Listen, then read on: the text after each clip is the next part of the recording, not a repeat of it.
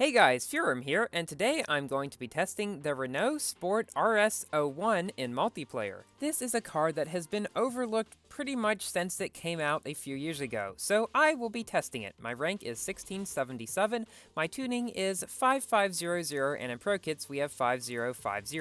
Now, I'm sure you're wondering, why in the world did you max acceleration? Well, the car has pretty bad acceleration, as you will see, even with the maxed acceleration, although that does help it, of course. And maxing acceleration only adds 3 to the rank. Yeah, from 1674 to 1677, which is kind of crazy, which does mean, however, that it has a high upgrade rank percentage on top speed and nitro, which isn't good, but still, that's pretty cool. So this car can reach a real speed of 302 miles per hour at this rank. This is about 7 miles per hour slower than my 1679 Vulcan and about 4 miles per hour slower than the Sin R1 and Aeronera Hesera GT around this rank. But still, it's above 300 miles per hour, which is very good at this rank by all regards. This car is about 25 to 30 miles per hour faster than the car up there, which is the MP4A. And he's not even pro'd. That car has basically died, even though its acceleration is really good. As you can see here, I'm catching up to him like he's nothing, and I have passed him before the first lap is even over. So yeah, on a short and twisty track. I suppose the reason this car has been overlooked, as I said earlier, is because it came out quite a long time ago when people really did not care as much about multiplayer tuning. It wasn't until the multiplayer leaks came out about 1.5 years ago that people really started caring about that a lot. Oh yeah, and here, something really weird happens when I land. I just kind of flip randomly up into the air and do a barrel roll.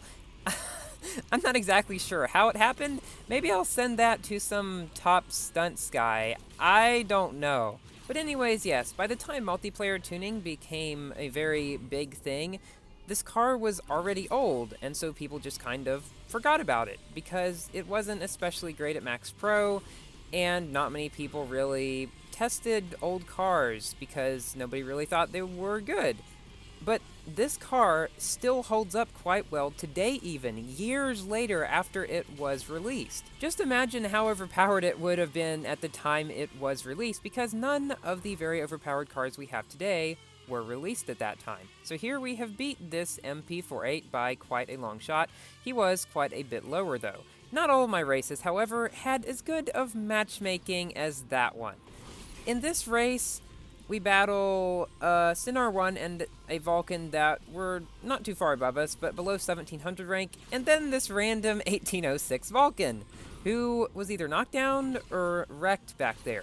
Now, what do you think? Do you think I'll be able to outrun this 1806 Vulcan throughout one lap on Barcelona or not? Well, we will see. The only other old car that would have been able to compete with this one, I believe, around this rank, was the HTT Plether, which, interestingly enough, is actually faster than this one by a good few miles per hour. It can go 304 to 305 miles per hour at this rank, which is extremely close, like 1 mile per hour away or whatever from the Sin R1s and Hesera GTs.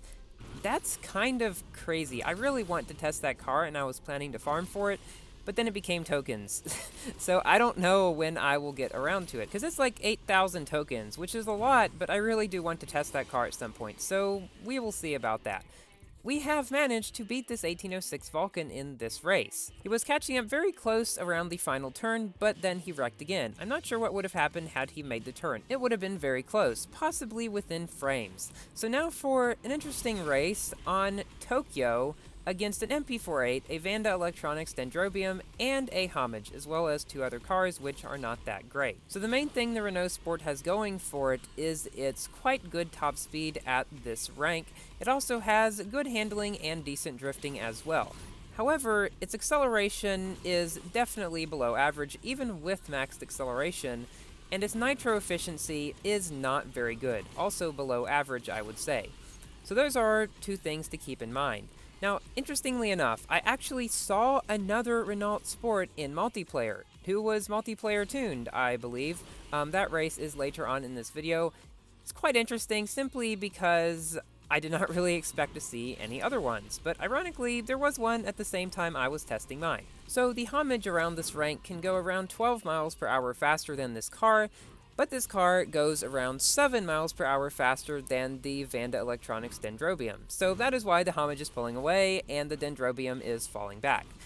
That's just generally what's going to happen in races with long straightaways. The faster cars are going to pull ahead and the slower cars are going to get left behind. Now, I know that sounds rather obvious, but we all know that on short and twisty tracks, some of the slower cars that have good acceleration can do really well. Now, this homage wrecked here, and I tried to knock him down by bumping him, but instead he got behind me and knocked down me instead. So I'm not exactly sure what happened there. I think this is just more proof that the homage has some kind of better armor built onto it, because I bumped him pretty hard, and then he barely touched me and I just exploded. I don't know if I would have been able to stay ahead of him and beat him if I had knocked him down instead of him knocking me down, but it would have been a closer race. Even with that, though, we still are managing to pull ahead of this MP48 and Dendrobium again.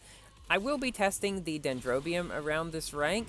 I'm not expecting it to do great, but I'm not expecting it to be terrible either. We will see about it. I'm also planning to test the Sin R1 around this rank, because I made the first video about it a long time ago, and I never made another one. The problem is, I have so many ideas, and that was a weird barrel, that I do not actually have time to farm for them all, because yes, it does take money and parts and stuff to upgrade these cars, and they don't just appear out of thin air. So that is why I may say I would like to test the car soon, and I don't actually get around to it for a long time, just because either other things become priorities, like new special events, or I just don't have time to farm for it. So here, we got a Max Pro homage in this race. This is pretty bad matchmaking, although not quite as bad as that 1806 Vulcan from earlier. Now, this just goes to show, again, that risking points gives better matchmaking than saving points. Because when I risk points, I get paired with cars around 100 below me. When I save points, I get paired with cars around 100 above me. Yeah, a 200 rank difference between the cars I usually face, risking versus not risking, makes me know that I definitely want to risk in practically all my races. However, since I'm in very high champion league, near 2400 rating, the only car I really feel comfortable ticket racing in, and the only car therefore I can risk points in, is the Vulcan, because you cannot risk points while free racing. Now, this kind of makes sense, because when you're free racing, you're not supposed to lose anything nor gain anything, leading to risking points literally doing nothing if you don't gain any points to begin with.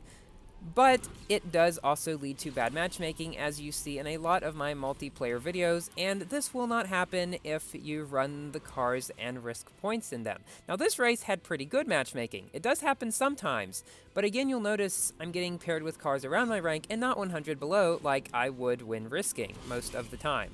This is an interesting battle between me and two homages primarily, as well as two other cars that are not as good in multiplayer. So one of the homages either wrecks or gets knocked down at the beginning.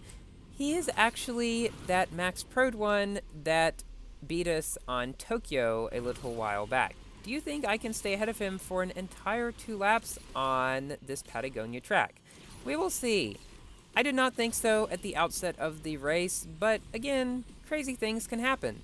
Oh yes, guys, the new update to Asphalt 8 is probably going to be coming this Wednesday, at least to iOS. Android and Windows are probably going to be a day or two behind, but oh boy, does it look amazing. There's the Vencer Sarth, the Zenvo ST1, the Kawasaki Ninja H2R bike, the Apollo N, and the one that's been getting so much hype, the Apollo Intenza Emozione, or something like that. Speculated to be perhaps a Vulcan killer. Now, I'm not so sure about that, because the Vulcan is just extremely overpowered, and it would take a very, very powerful car to be able to beat it. Also a very, very balanced one.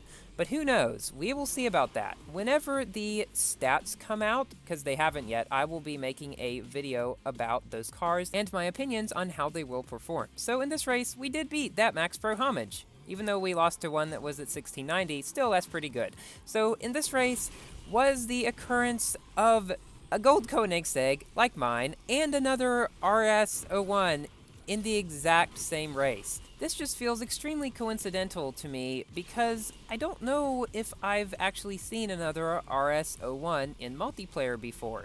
I've seen a couple Koenigsegg 1-to-1s, but most of them haven't been tuned right. So this guy behind me was quite a bit higher ranked than me, but he was slightly slower, so I do not believe he tuned quite right either.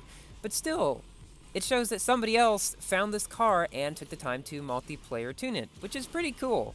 Now for a little bit of news about Asphalt 9. As most of you know, it was soft launch for iOS in the Philippines about 2 months ago now, I believe it was. It doesn't seem that long ago, I know. Since then, Thailand has also been added to the soft launch list.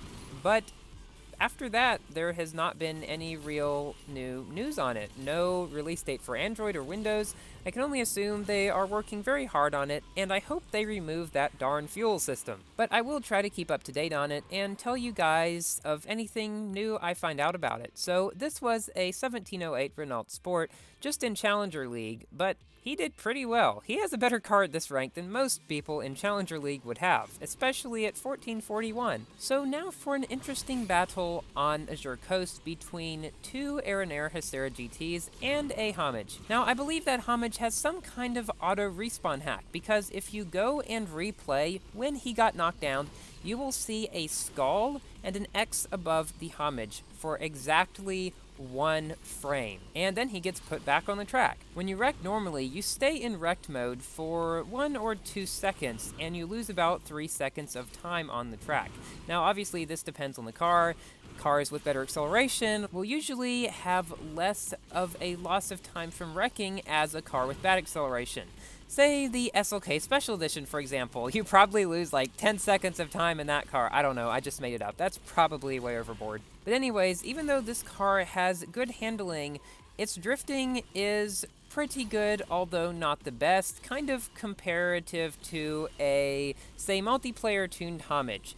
It's consistent and it's decent, but it's not very sharp, meaning you can get around a lot of turns well, but many S-curve type ones you will hit the side on if you do not drift punch well. But it's definitely not as bad as, say, the Camaro or the SLK or some other car that drifts badly such as those. And speaking of the SLK, when this car came out, if people had the knowledge about multiplayer tuning that they do today, this car would have been basically the SLK of Asphalt 8 when it was released, because of its extremely high top speed for the rank at the time, and its mediocre everything else. You probably have never heard this car compared to an SLK before, but it really would have been when it was released. So, all throughout the second lap of this race, this Renault Hycera GT, who is a couple miles per hour faster, has not been able to catch up, and so we take the final turn, being careful not to hit the rocks and come in ahead of him.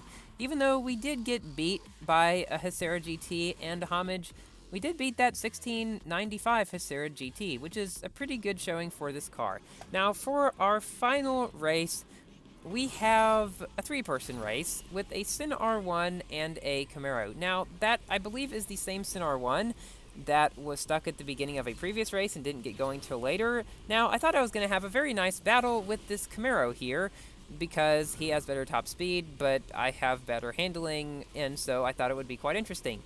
However, around this point, his car just kind of stalls or something, and he just gets stuck by the side of the road. And not long after this, he leaves, as we will see in just a few seconds now. I don't quite remember.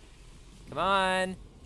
And now, there we go. So even though I've been telling a lot about how I feel about this car throughout the video, I'll give my general review now. It is probably one of the best credit multiplayer cars in the game. You probably have never heard it called that before, but it really is, as you can see throughout this video. It's not any king or anything, but if you think about it, it can compete with the Homages and stuff fairly well. I mean, no other credit car can do that around this rank. So if you have a lot of credits, or are willing to farm a lot of credits up to buy this car, it is worth it. Beware that it is quite expensive to upgrade, but if you do not have any other extremely good multiplayer cards, it will be worth it for you. Thank you all for watching. Please like the video if you enjoyed, and consider subscribing for more Asphalt 8 content, including the new update, and I will see you later. Goodbye.